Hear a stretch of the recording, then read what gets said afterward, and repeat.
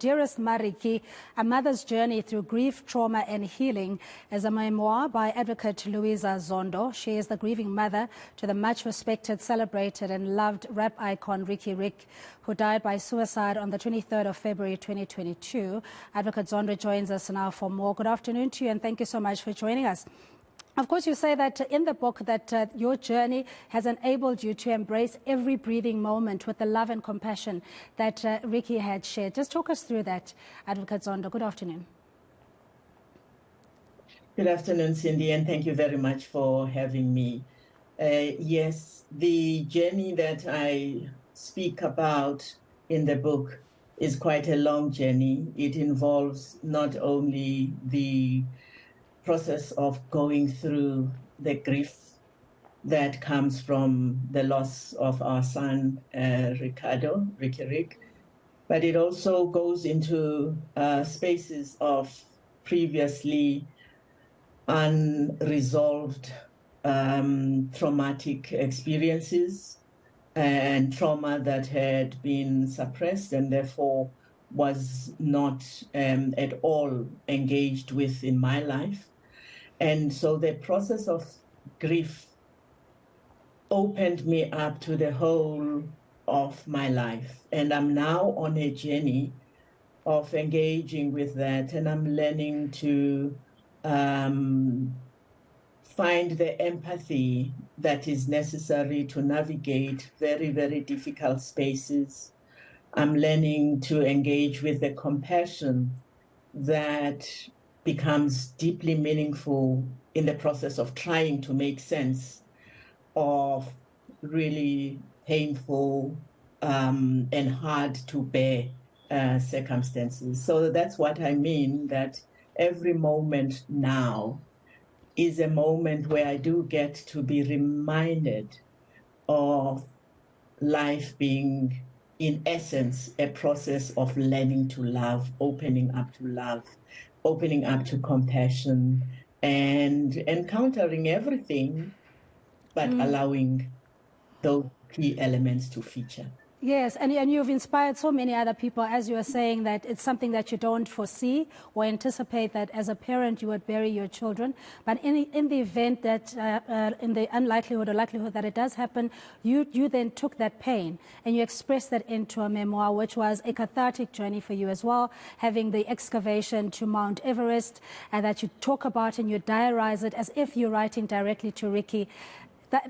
Just the strength in itself, I mean, where the courage to continue and not be drenched and dragged down by your trauma. What kind of support had you received?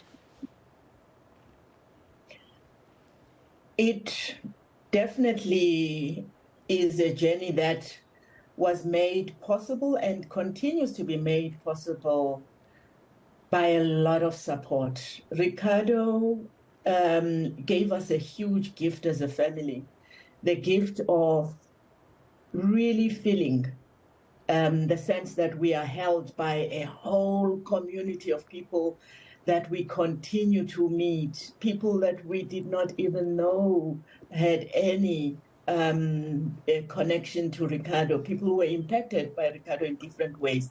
So that journey, our journey, is held very much by people who come into our lives because Ricardo lived. Family has been a huge source of light, support, and just generosity. And so family is a big, big, big place of support. And so have friends. And so have communities that we had no clue could invite us into circles and give us comfort and love. So yes, a lot of generosity has made this journey of grieving so deeply one that results in the growth. What I'm speaking about in the book is both the process of being undone, completely undone by the grief, and the process of walking through it with love from the various people that support into a place where what I am seeing is post that debilitating grief, there is grief which is accompanied by growth. There's grief which is accompanied by many possibilities. And then when you talk about walking up the mountain, talking about writing the book, you're talking about establishing the Ricky Foundation for the promotion of artivism, talking about engaging with people in circles about what it means to come together in the purpose of building stronger mental health and well-being. That is the growth element, and that journey of growth is what the book also brings up. So just as we say goodbye to you, my colleagues were asking, and many of us are great fans of Rick and his passion, particularly for young people, the fact that he had the capacity to love and give of himself. You talk about in the book that when you love somebody, in essence, everything about them remains with you. In other words, they never die, because you just found that one virtue or element about themselves that is so beautiful to hold on to. So your message as we say goodbye to you, Advocate Zondo. Yes. Yes, Ricardo said this, it almost is like a huge foretelling. He said, we never die, we multiply. And that is what love does. When you've found that love in somebody, they will never die, because that love lives forever. It's beautiful, it lives forever.